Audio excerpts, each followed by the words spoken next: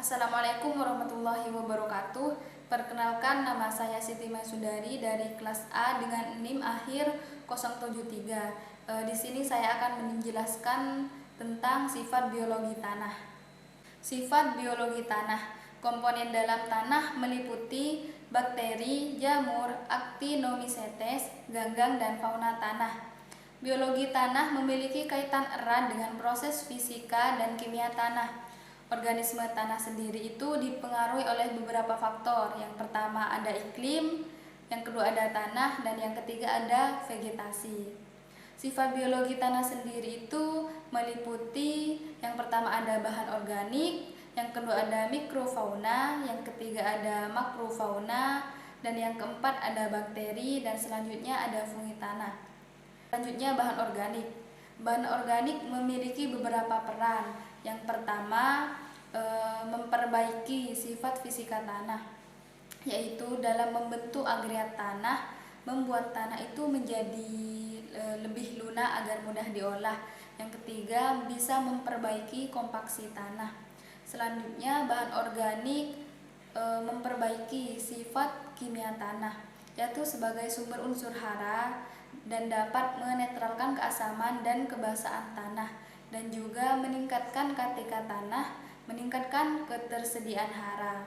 Selanjutnya bahan organik memperbaiki sifat-sifat biologi tanah, yaitu sebagai sumber energi bagi jasad hidup tanah, sebagai bahan organik untuk unsur C dan unsur lainnya, dapat meningkatkan jumlah dan aktivitas mikroorganisme, menjaga kesehatan tanah, dan menambah kandungan humus dalam tanah.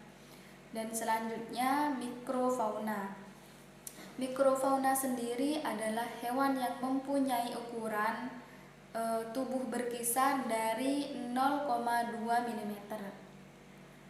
Contohnya protozoa, nematoda, yang menjadi mikropredator bagi mikroorganisme lain, serta menjadi parasit pada tanaman. Makrofauna merupakan kelompok hewan-hewan penghuni tanah yang merupakan bagian dari biodiversitas tanah yang berperan penting dalam memperbaiki sifat fisika tanah, sifat kimia, dan biologi tanah. Yaitu contohnya cacing.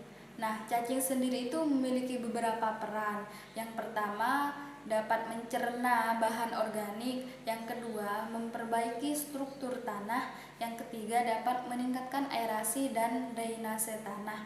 Selanjutnya ada bakteri. Reproduksi bakteri pada umumnya melalui pembiakan aseksual, pembelahan sel tunggal atau kromosom yang diikuti dengan pembelahan sitoplasma sehingga membentuk dua sel kembar. Beberapa bakteri coci membelah longitudinal lalu membentuk steptococi, yaitu pada saat pembelahan sel tidak memisah melainkan membentuk kelompok. Nah, pada umumnya bakteri tanah itu bersifat heterotrof. Energi dari C organik umumnya bersifat mesofilik. Nah, tumbuh optimal pada suhu 15 sampai 35 derajat Celcius. Nah, selanjutnya yang terakhir ada fungi tanah. Fungi tanah itu tersusun dari filamen panjang, yang kedua hifa tunggal akan memanjang, dan dinding sel fungi tersusun dari chitin dan glukan. Reproduksinya itu seksual, spora dari fusi duaneleus dan lainnya. Sekian penjelasan dari saya, kurang lebihnya mohon maaf. Wassalamualaikum warahmatullahi wabarakatuh.